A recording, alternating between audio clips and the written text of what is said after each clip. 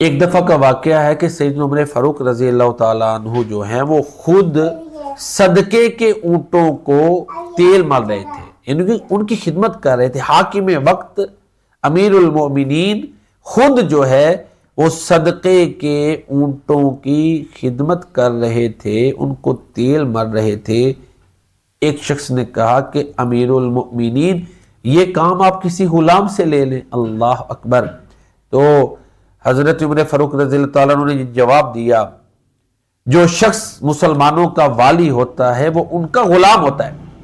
सय्यदुल कौमी खादिमुहुम, ये वो अप्रोच है, ये वो सोच है जो मेरे नबी करीम सल्लल्लाहु अलैहि वसल्लम ने सहाबा किराम को दी और उनकी तरबियत की कि कौम का सरदार उनका खादिम होता है। तो ये वो इनकलाब था जो सोच और किरदार में प्यारे नबी करीम सल्लल्लाहु अलैहि वसल्लम ने बपा किया।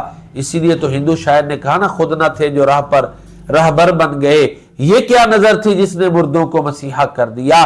तो प्यारे नबी करीम सल्लल्लाहु अलैहि वसल्लम कायनात के सबसे बड़े मौल्लिम हैं और आपने कायनात में सबसे बड़ा मुस्बत इनकलाब जो है वो बपा किया, इंसान को इंसानियत सिखा दी। अल्लाह अकबर।